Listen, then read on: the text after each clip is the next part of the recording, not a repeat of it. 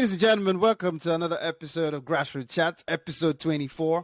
A wonderful, wonderful battle in the English Premier League this weekend. But before we start, introducing the angry one, looking all happy. I don't understand why. You have a name you have a reputation, man. Stay angry. How you doing, sir? Yeah, I'm alright, man. I'm not actually happy, but I'm just trying to mask it. Okay, don't worry. We'll ask you why. I mean, we wouldn't really care, but we'll just ask you why later. And of course, we have the Chris Waddle, who says Chris Waddle was always and always has been better than Messi and Ronaldo. Well, ladies and gentlemen, welcome to the show. Everybody all good? Everybody good to go? Yeah.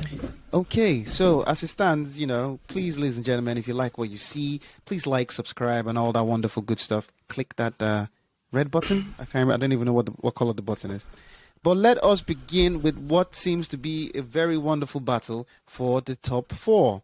So, as it stands, Arsenal had a draw with Burnley, even if they had all the chances, trying to get all the wonderful goals, and that game ended 0-0. Chelsea put a wonderful stop to Tottenham, even if they had, 4 games in hand. And, of course, Man United leaving it late to, make the sweetness of the party begin in the top four. So, I mean, a couple of weeks ago, I did say Man United. I still don't think Man United will finish fourth. But with the musical chairs and Wolves looking like they're going to have a late push, Mr. Hinder, how do you see the top four playing out? Well, it's going to be tight. I mean, Arsenal don't seem to want it at the moment. United have found a little bit of form, which is a bit worrying for other teams. Worrying? It's lovely, man. Lovely. I said for other teams, right? And I think they've Ronaldo galvanising the team, telling everybody what to do, feel better about themselves, getting in there, stuck in, helping out. Yeah, it's a tricky one, though. I mean, Spurs played okay today, but got beat. And then you've got, like you say, Wolves. I mean, I don't think Wolves will do it. I don't think Leicester will do it either. But you've got 3 teams, Tottenham, Man U, and Arsenal. I mean, if Man U carry on, they might even get third.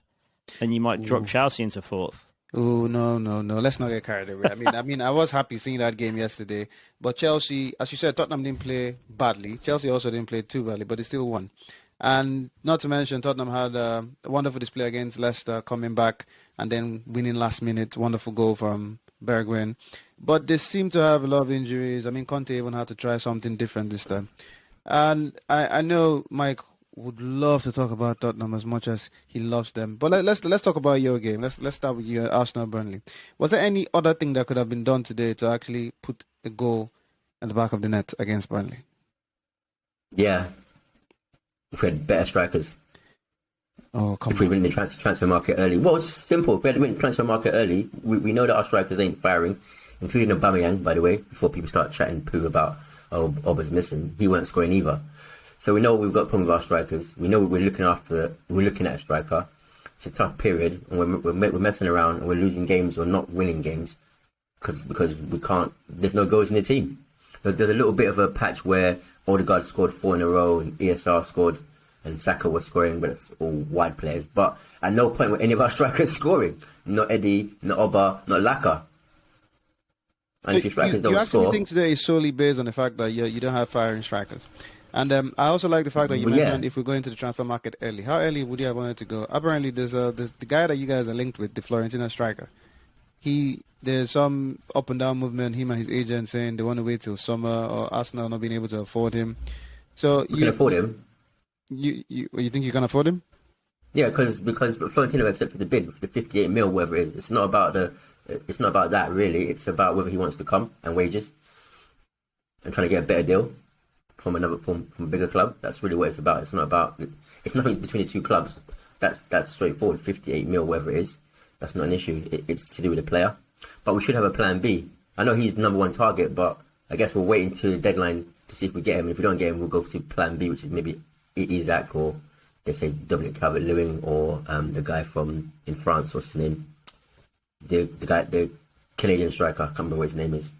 We're linked with him as well. But we need somebody to put the ball back in the net, because goals win games. Yeah, but you say that though. So Neil, the angry one talks about a good striker would have finished that game, probably have scored a goal against Burnley. But you say that in terms of he makes it sound as if they had loads of chances, they had loads of supply, and they were just missing goals. is that the case? Do you think, as the angry one just described, all they need is just a striker, and today's game would have been 3 points instead of 1? No, I think there's a few issues currently. I think Saka has got an end product at the moment. He seems to be lacking a bit. I think Martinelli out wide isn't working at all. I don't think he's suited to play out wide. He's not providing anything. They're crossing the ball to Lacazette. Well, he's like, what, 4'8"? I don't know, 5'3". He's not very tall, right? But there's like 20 crosses in a game going in. It's like your height, I think. Exactly, right? There's absolutely no point of crossing to me in a box when you've got 6'4" defenders in front of you. Like there is no point, and especially when he isn't known for being that guy that wants to get in and header the ball and be aggressive with the headers. It's really, I mean, they'd suit Lukaku at the moment with the amount of times they're putting the ball in the box. But I like watching the game today. They just seemed a bit, I want to say, lost for ideas is probably the easiest thing. Ødegaard and Smith Rowe. Smith Rowe looked like he was having a good game, but came off Nketiah, which was bizarre in itself. Like he was the player that looked like he was going to do anything the whole game, and taking him off, like, I don't know whether Arteta has only given him a certain amount of time or doesn't quite have the same trust as he does for Ødegaard.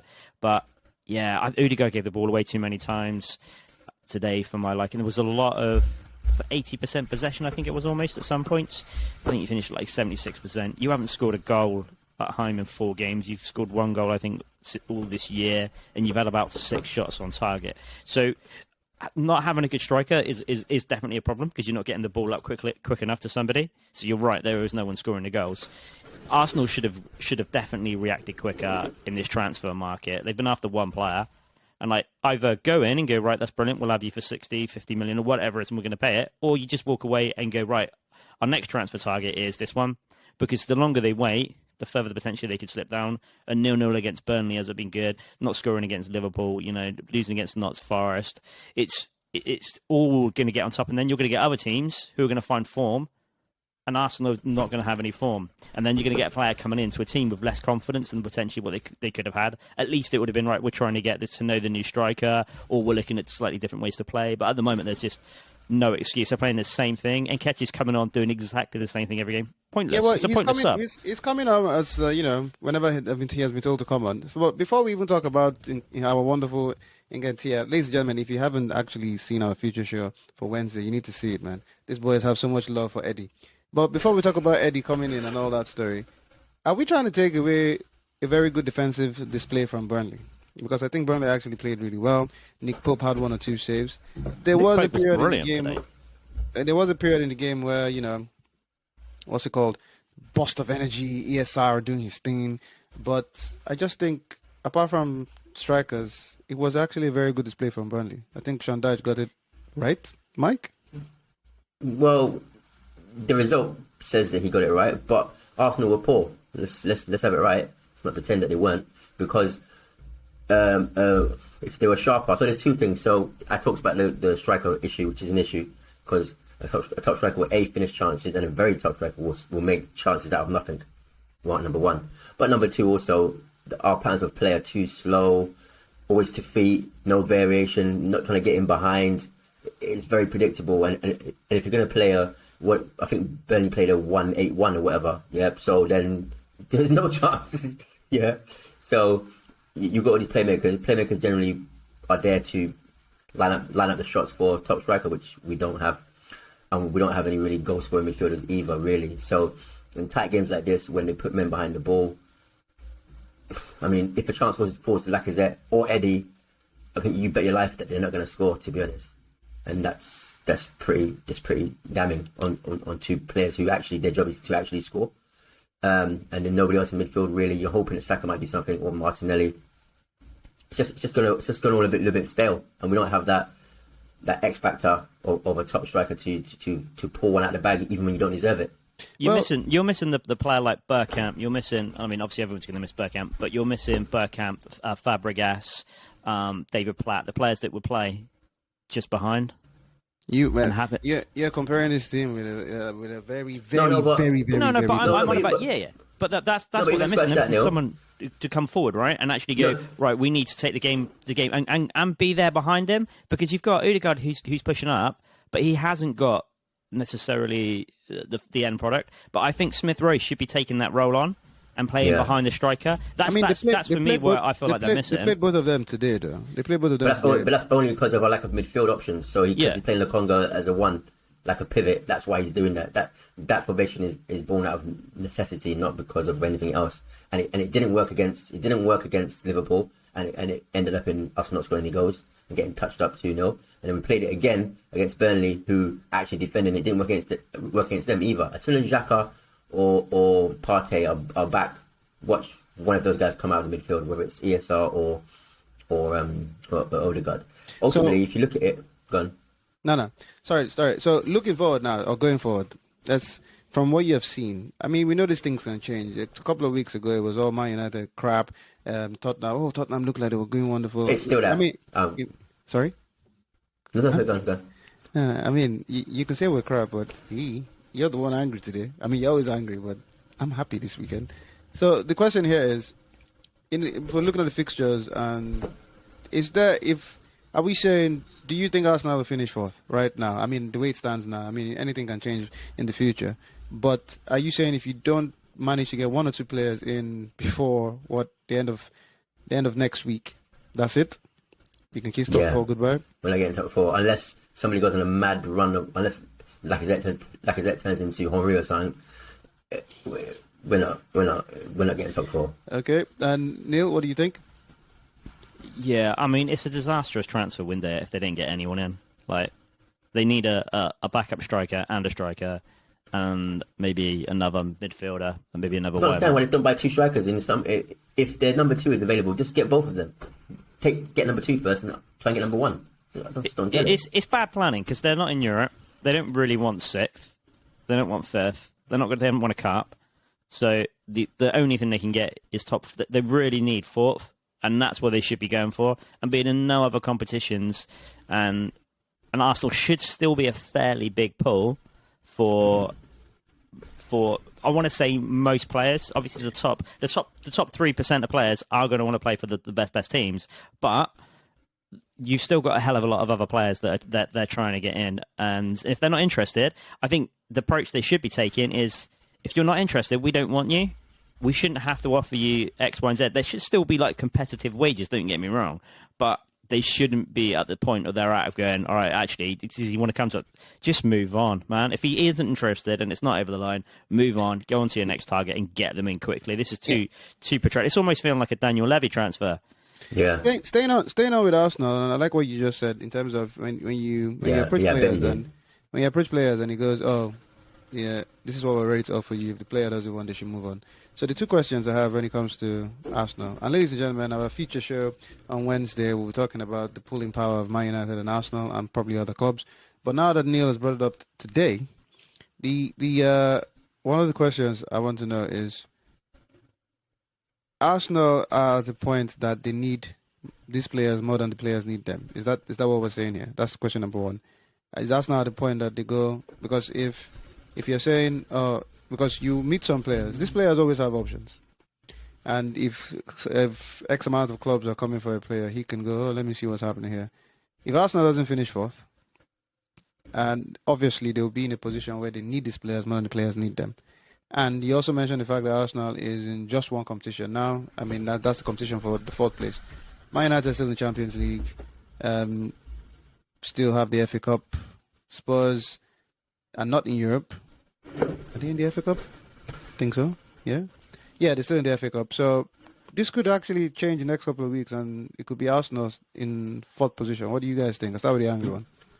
No, all that stuff you just said was meaningless because no one's coming for FA Cup. Which part? Everything you just said, the whole last 1 minute was irrelevant. So because players aren't going to, apart from the Europe players will come for Europe, but they're not coming because you're in the FA Cup. No one gives down about that. So if players will come for Europe, and I said if you don't finish for so that's the only part that was actually relevant. The rest of it wasn't. Okay, so some part was relevant. Okay, cool. Yeah, just like 1%. So answer the question. Okay, all right, I will. So I think that if people are hesitant to come to Arsenal now, and we're not in the top four, and we don't get in the top four in summer, which we won't, then people aren't going to come. I think the problem with Arsenal is we drifted a little bit in terms of their pulling power. Although they're still in London, obviously it's still a reasonably big club. Save it for the future show. But for example, they don't have the other part of the pulling power is sometimes the manager. So Coutinho goes to Villa. It's not because it's Villa really necessarily, but I mean Gerrard's there, it's his mate, blah, blah, and he's looking like a young promising manager. I don't think Arteta has that pull. So even if a player wanted to come to Arsenal for the manager, they're not coming for Arteta. That's a fact. If we had Conte or somebody else, maybe. Before we talk too much about that situation, do you think Arsenal being just concentrating for the fourth position right now will help them compared to the other teams that have other competitions? Help them in terms of transfers, or help them to get in terms of to getting to the top four? That's the theory, but it's not looking like that's true because we're like, what, 7th? I know we're only 3 points behind, but we just don't look like we're going to do anything without additional help from outside. Neil, what do you think? I mean, not being in any other competition is only going to help them, and also mean that they're not going to win anything this season. So, although top four would be a good achievement, there's no cup, there's no trophy, there's no accolades, there's nothing for it other than more money in Europe next year. That's providing they make it through the qualification stage of the Champions League. So, yeah, they definitely got the chance to get in, but not with the team that they've currently got. They need reinforcements. I'm really struggling with Arsenal for the last few weeks, letting players go and keeping other players. I get that the manager's got an idea and he's got what he needs, but the squad's looking threadbare. And I get that you let people go, but they've got to have people coming in. They need some impetus in that team. At the moment, it's like, I mean, Engelman's already said it's stale. But there's nothing coming in, only players going out. That is not helping morale anywhere. If you see all your mates go, right? That bench today for Arsenal, it was a madness. There were people in there I've never heard of. Okay, Charlie Patino, and he's basically unknown as well. But there were people in there I've never heard of, and I thought, how can this be the Arsenal bench? Like, what is going on? Because we haven't got anybody else. We let everybody go. Yeah, well, and that's bad. I think that's poor. I think that's a really poor decision to let everyone go with bringing no one in. I get you've got to clear deadwood and 100% behind it, but either start embedding the players that you think are going to be good enough in the games and bring them on rather than bringing Nketiah on. I don't know, put Leno up front. There needs to be something more in there at the moment to bring people in. The whole Arsenal have got a young squad. I get it. It makes great philosophy. It's good for the future. But at the moment, this isn't helping Arsenal, and it's not going to get them top four. At the moment, if it stays like this next season, with no reinforcements or no sign of anyone coming in, because the players that they want they can't get, but then they need to change their scouts and the way that they're looking for players to actually make it the players that they can get in, right? You'd have thought they'd been doing their homework before January come, speaking to the agent at least, rather than the player. They go, is he interested? You want to come? Like, what we've got to do to get you in, etc. Like, those conversations definitely happen. We can't be waiting until January, and now we're like, third week into the transfer window.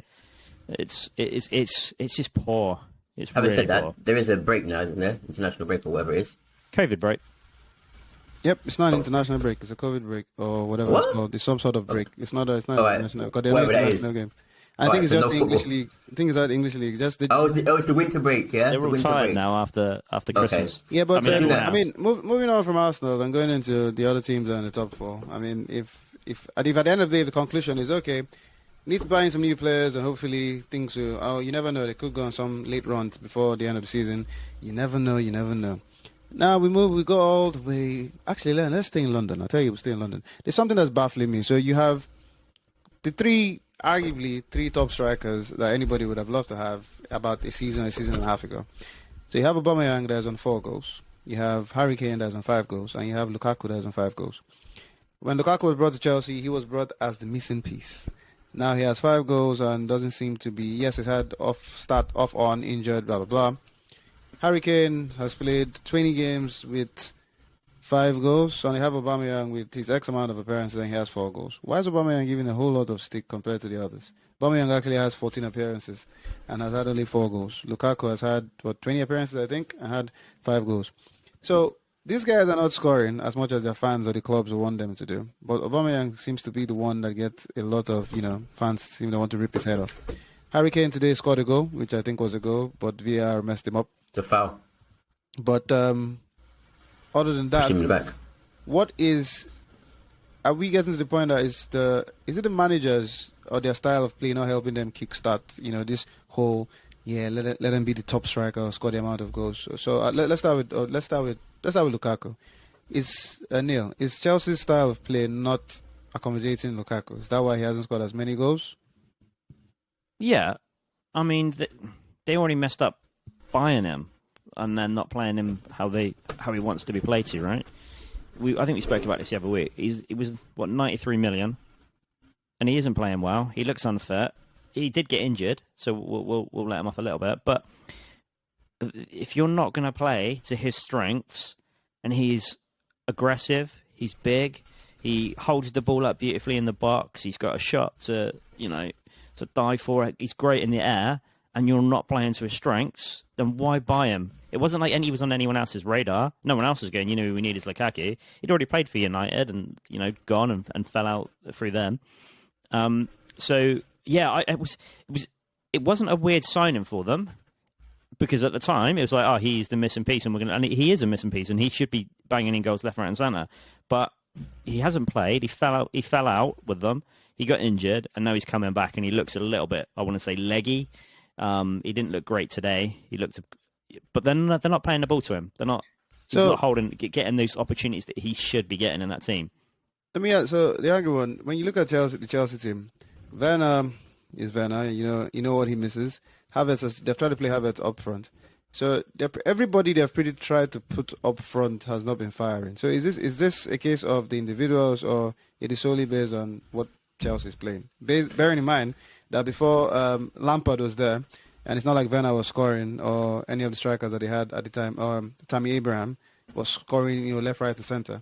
So is it the Chelsea mold of play or is it just the individuals? Well, in this particular instance, referring to Lukaku, it's the way that they're playing because they're not, like Neil says, they're not playing to his strengths. It's pretty black and white, really. Yes, and he is unfit. But even an unfit Lukaku, if you play to his strengths, he's going to get goals sooner or later. But it's like a double whammy. So, yeah, he's unfit. He needs to get him fit. And you're not playing to his strengths as well. So, and that's going to be the case for any striker.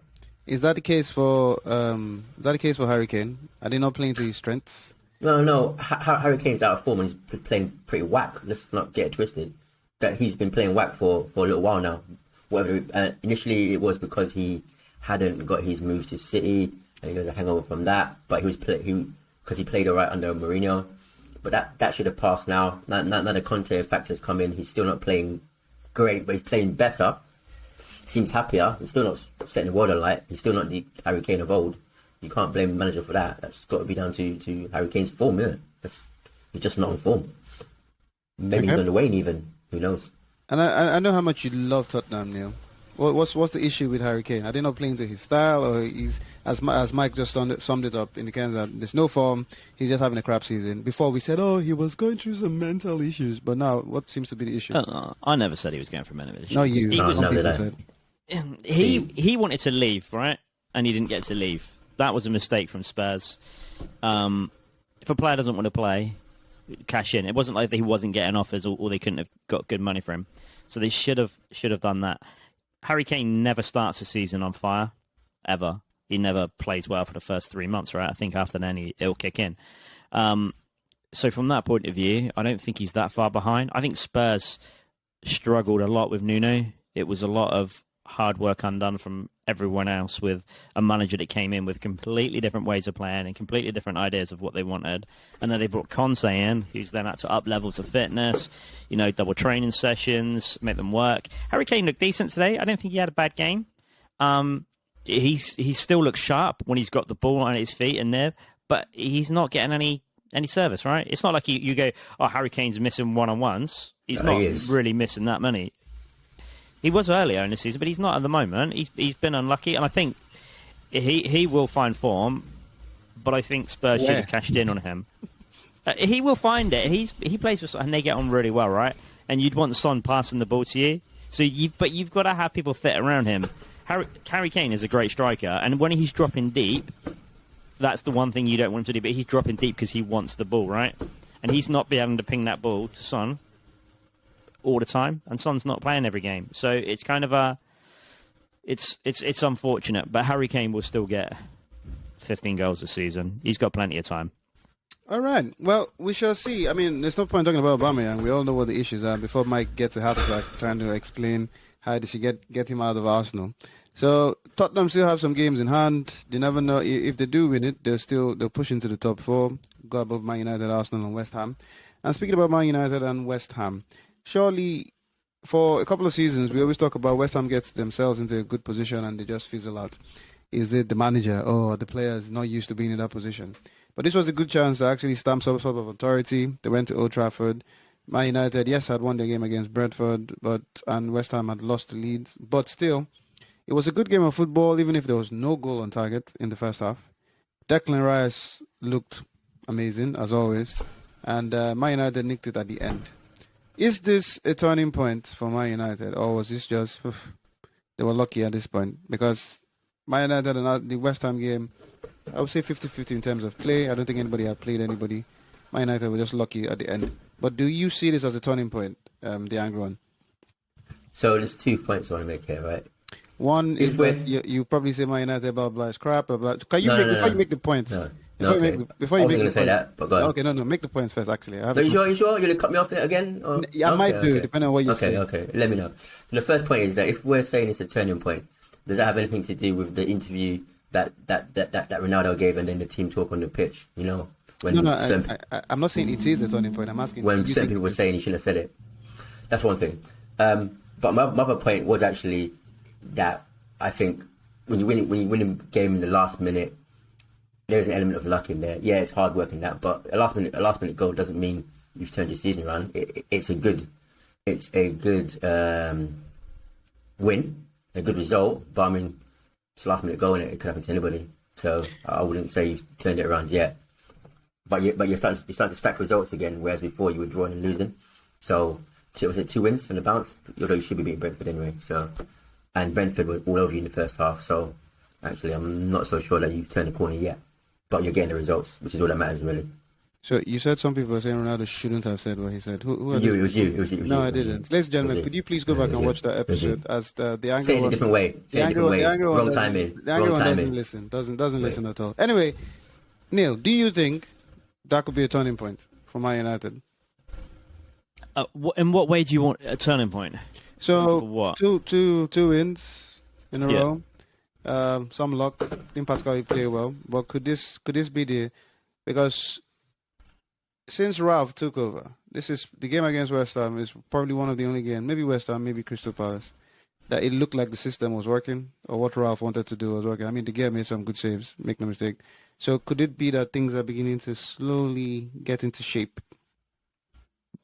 I mean, there's two thoughts of the Man United thought process. One, it is horrible to watch. Absolutely disgusting to watch, right? It really is. Some of the worst football ever played at Old Trafford. It is really, really bad. So it's not the Man U way. I don't know what Ralph Rangnick's way is. I don't know him enough, and I don't know how well he's changed football elsewhere, other than what everyone else has read on Twitter and Wikipedia. So, what do we want from Man United? Man United have been grinding out awful results all season. Because don't forget they weren't bottom of the table when he took over, right? Although Ole wasn't doing great, they weren't that far away and going, oh, you know what, you're 19th.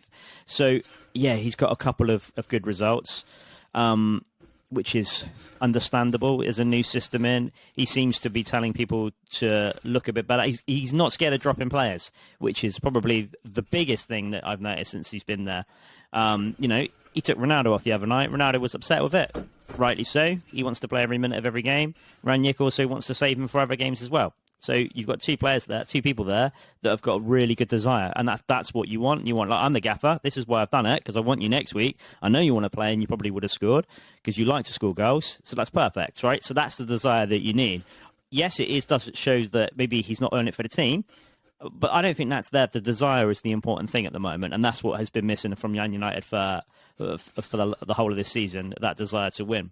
So that's definitely there. The style of football isn't there, and that's probably the most shocking thing about them. De Gea is having an amazing season and showing his class. He's the top save. He's got the top saves in the Premier League, right? So that just shows how poor the defence is at United for people to get shots on, which is a big problem. Dropping Maguire was I want to say a stroke of genius. He took a good, whether he was ill or had a twinge or he had COVID or any of it. Whatever he had, he should just stay where he was. But yeah. I mean, whatever he had, it worked really well. You were poor first half against Brentford. Brentford were really good and up for the challenge. Everyone was going, did Brentford have the same levels of fitness as United? I mean, they're both Premier League teams. We're not talking, conference teams, Vanarama teams versus Prem. They're both Prem teams, so they should have a similar level of fitness, let alone, not saying skill levels, but definitely fitness should be there.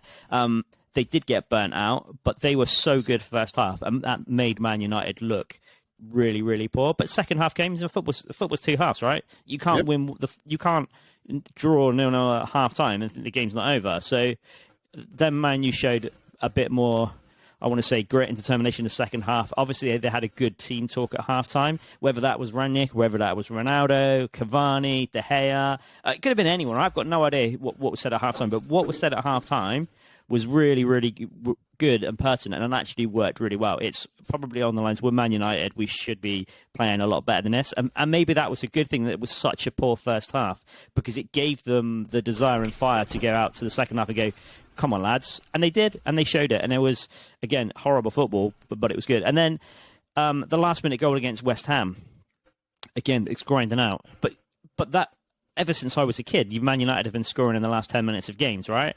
And if they're playing to the end of the game, and the commitment and desire to play to the end of the game is key. And that's when teams switch off. And that's what it takes, is one little bit of switching off, and then you've got it. We talk about Burnley defending really well. We talk about Arsenal defending really, really well when they went down to 10 men. Getting men behind the ball is so hard to break down, but West Ham were probably a little bit naive at that point, and one was trying to win it, whereas actually a draw would have been a really good result. But that's hindsight, right?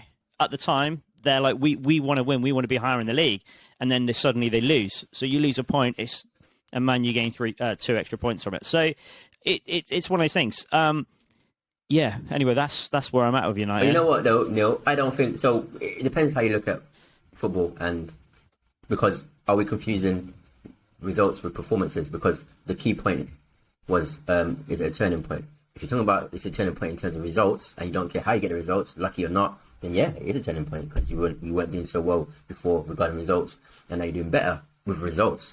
If you're talking about performances, the performances still stink out the place. The only difference is that your crappy performances are now getting you points. So from that respect, I don't think it's a turning point from performances. Yeah, that's what I was getting at. Really, you've got it two different ways, but at the moment, United need to be winning games, right? Yeah, and winning games ugly and getting these points is key.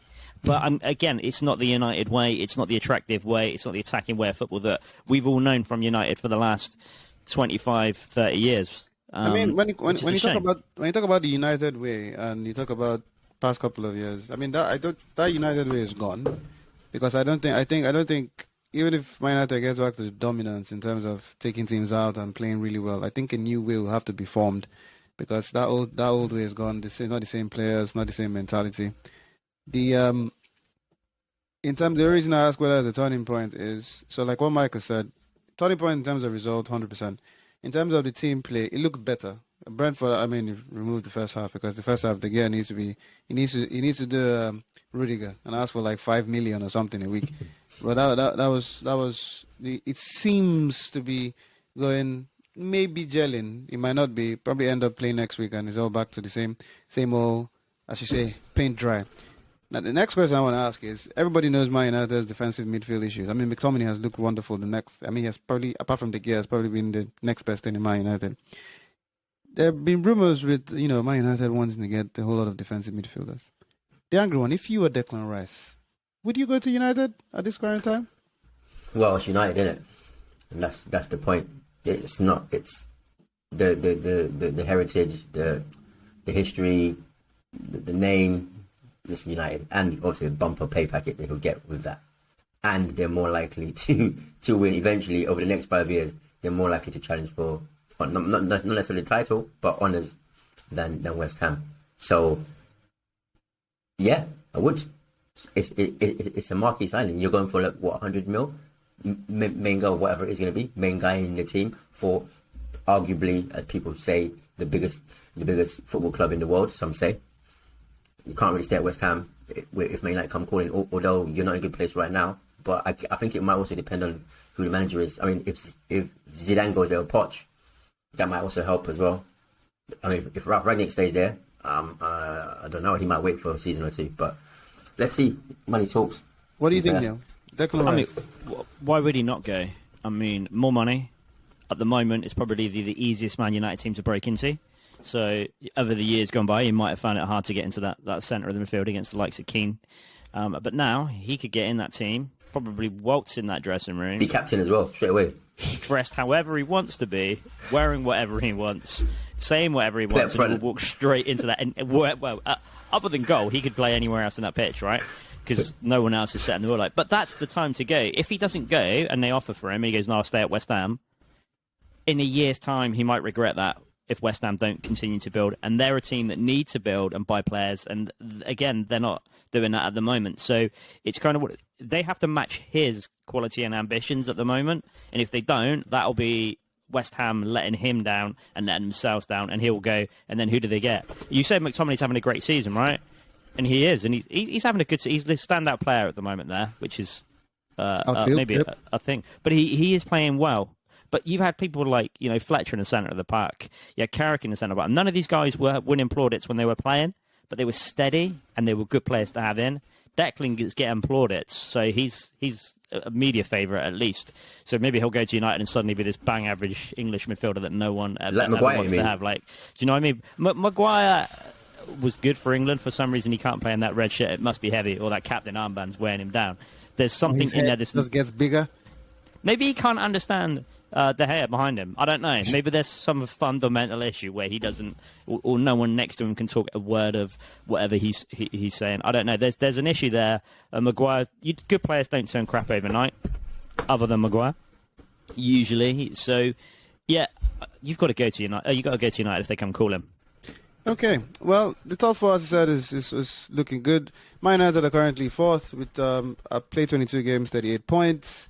West Ham have played 23 games, 37 points. Arsenal have played 21 and have, 36 points. Tottenham have played 20 games and, wow, that's 4 games in hand over Chelsea, and they still have 36 points. And Wolves have played 21 games and they have 34 points. Anything could happen. They could just, Wolves could just slowly creep in there even if we don't see it happening. A quick look at the relegation battle because Newcastle won. I'm sure Neil will be happy because Neil is steadily supporting the wonderful Geordies. And Norwich 17th, even if they played 22 games. It's just teams in stripes, man. Yep, they beat Watford in the relegation battle. And Burnley taking a draw from Arsenal, having played only 18 games. So the question is going to be simple.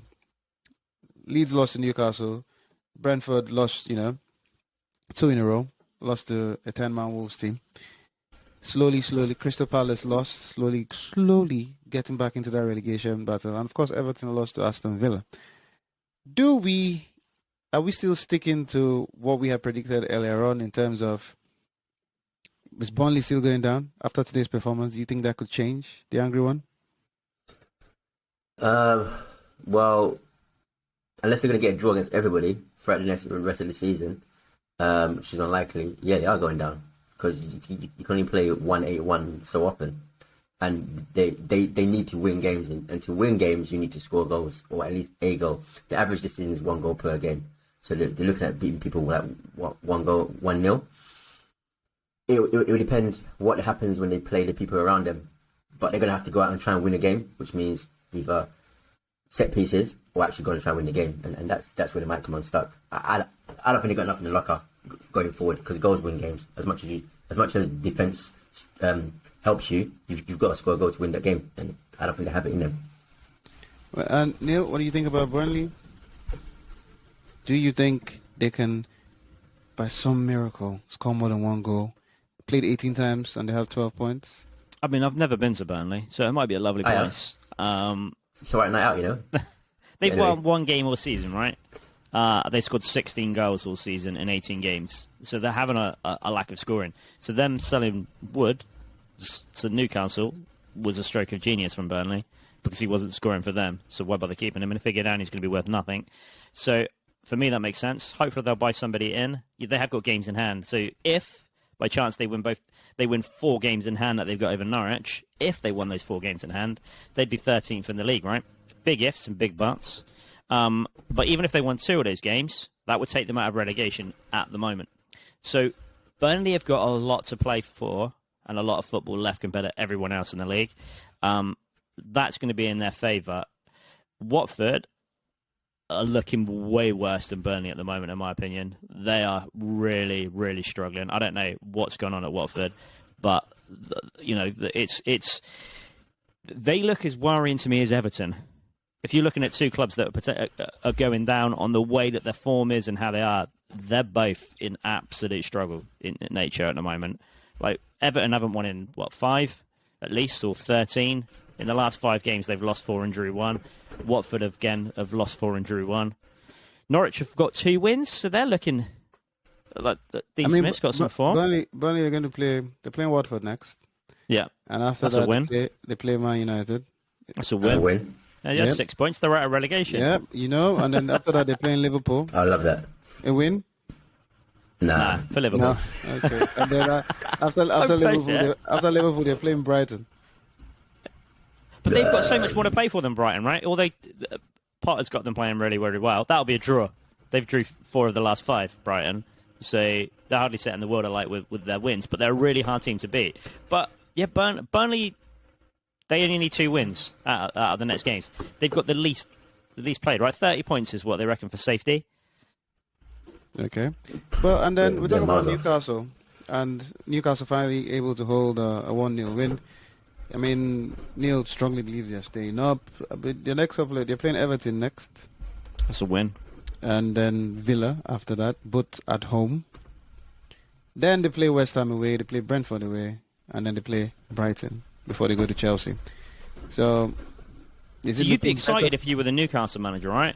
If you're Eddie Howe, you're looking at those games coming up and you're like, right, Trippier, absolute brilliant game. He was absolutely on fire on Saturday. He couldn't do a thing wrong. So Maximan looks like he's found a little bit of confidence from somewhere. When did he lose it? Well, he lost because he wasn't scoring goals, right? But now he looks like he doesn't look like he's got much of an end product, but he's great, a bit of pace. He's got Woods in the box. There's just seems to be, and there's a good atmosphere at Newcastle at the moment. They're pleased. They're happy with everything else that's gone on off the pitch. They're so happy that Ashley's gone. You know, the fans are there week in and week out.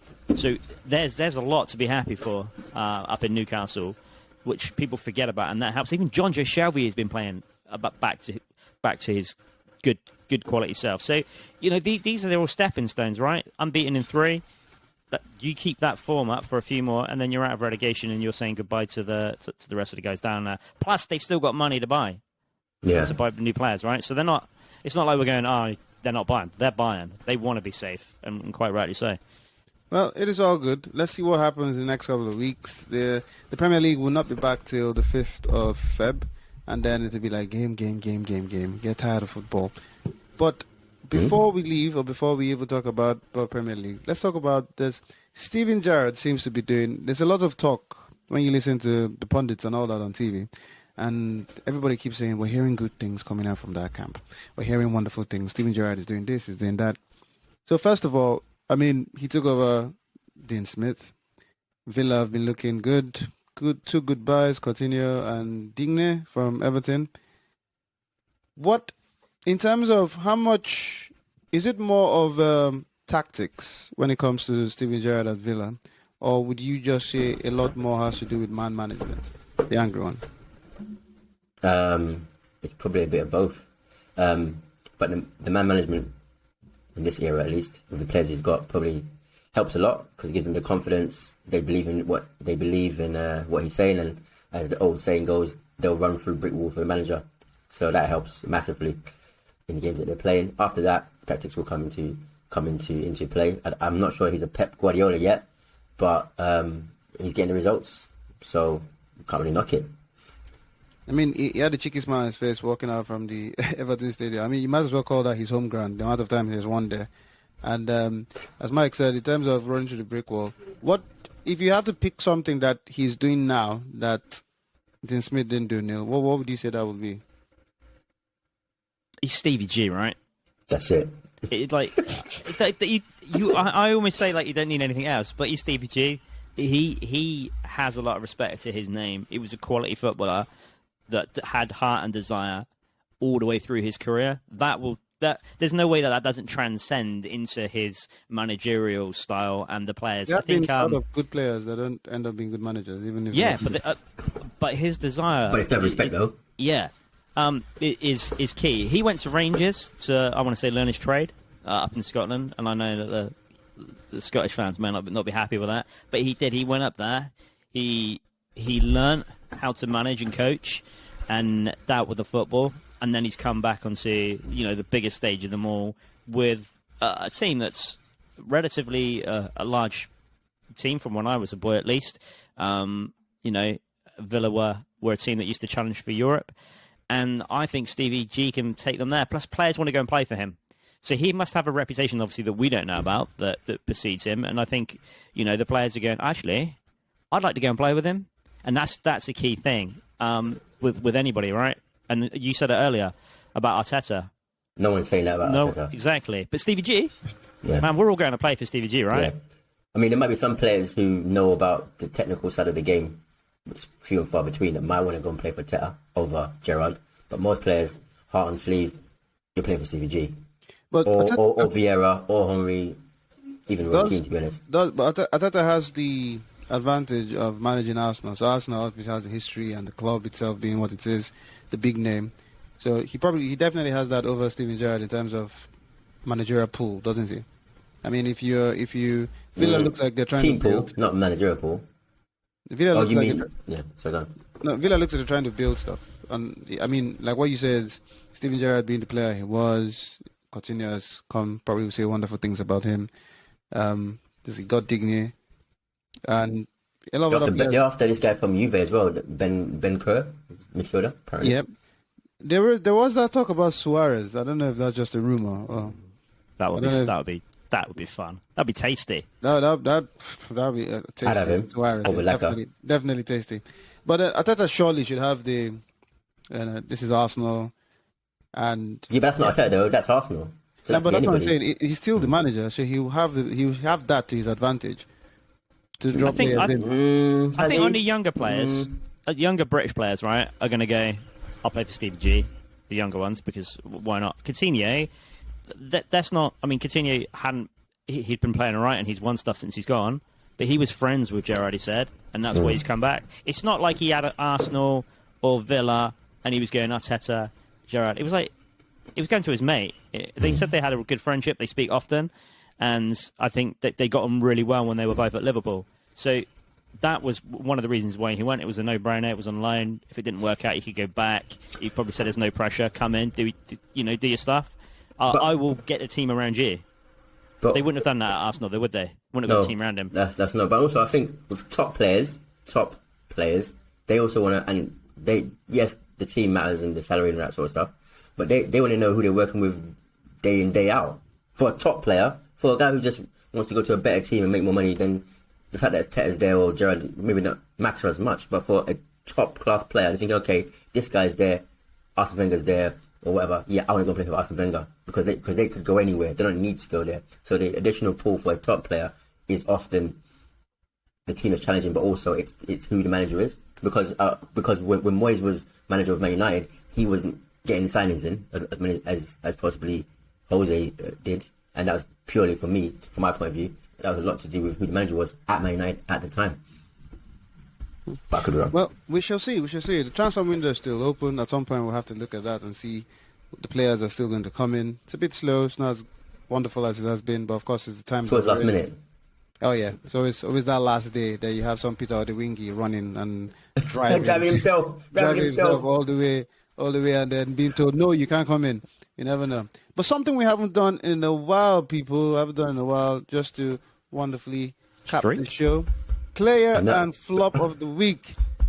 Player and flop of the week. Let's bring that back. Let's see what happens, especially since we're going to have a break in terms of the Premier League. So, the angry one, let us go with your flop of the week. Name is Thomas Partey or Partey. Yeah, man got kicked out two tournaments in the same week. Got come on as a sub and got red carded, 2 yellows. Come on, when your team has already lost and it's 90th minute or so, and you just, what are you doing? And then you write a War and Peace apology. No one cares about your bloody apology, man. Just do better. Why did he even write it like it was a document that he was going to file it? Like an essay, and he wrote it on paper as well. He didn't even email it. He would let heavy paper. Like it's 1974. What are you doing? Maybe that's what his PR told him to do, man. In pencil as well. Anyway, he was showing that he was committed, writing it using a stencil. But he's the flop of the month probably, to be honest. And player of the week has to go to Jota, mate. Jota, what a player! I hate to say it, 10 but Premier League goals, sending Liverpool to the final. What a player. Although, asking Tomiyasu for a date. No, you can't. Can I just say though, I'll give him that. But what he did today was a bit naughty. With the penalty, that was a bit naughty. But it's not his fault. He did what he wanted to do. The ref gave it. No, he died. It's not his fault that the ref gave it. He dived into the keeper. Yeah, but he meant it. That's a bit naughty. But what he did against us, I'll give him player of the week for that. All right. I'll do it again. I'm sure he's listening. Yeah. Neil, so. flop of the week. I was thinking of Fraser from Newcastle because he just isn't doing it for me at the moment. But Partey, not just because he was shocking on the pitch, the follow-up of that letter, that obviously the guy that runs his Twitter account isn't the same as his PR. So the PR guy sent him across the headed paper, and then they were like, we'll just take a picture and stick it on and then we'll go, that'll be good. No one in the world of apologies in football has ever used headed paper for their apology and signed it. He's even got his own brand as well. I did like the T and the P in it. So, yeah, Thomas Partey definitely has to be. Is it Wanker of the Week we're doing? Or is it Flop of the Week? Either one, right? He's both.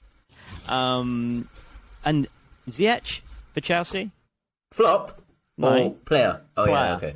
What a goal today. I mean, that goal today, top bin. Like, he deserves it for that alone. But he had a great game today. He looks like he is a great player before they signed him. And he's keeping players out of that team as well. And it's not an easy... I know no one's necessarily playing well, but Chelsea haven't been playing well recently. Today he played really well. Looked like a star out there amongst everybody else in a whole league of his own. Passing, crossing, commitment, shooting. Celebrated as well with his teammates, unlike last time. So, yeah, to me, I don't think there's been a better player this weekend that I've enjoyed watching with the ball at their feet. So, yeah, he deserves it. All right, ladies and gentlemen, there you go. You have the boys' flops and players of the week. Partey, man, he was trying to show professionalism. He flew back, went straight to the hotel, giving you guys 100%, and you guys just attack him for his Instagram and letter of apology. He had an early bath. He came in as a sub. And got 2 yellows. Like, what the fudge cakes is going on? It wasn't even like they were 30 minutes apart either. It was like, mate, you still must know that was a yellow. And we were losing 2-0. I don't get it. Yeah. Well, Partey. I've forgiven him since his letter. You're the only one. Anyways, ladies and gentlemen, thank you for joining us for this wonderful show. Please watch, like, subscribe, do all that wonderful good stuff. We are here every Monday and Wednesday, and we shall be back real soon for another episode of Grassroots Chats. For now, it's goodbye from the Angry One, and of course, goodbye from the Waddle Great, Neil Hinder.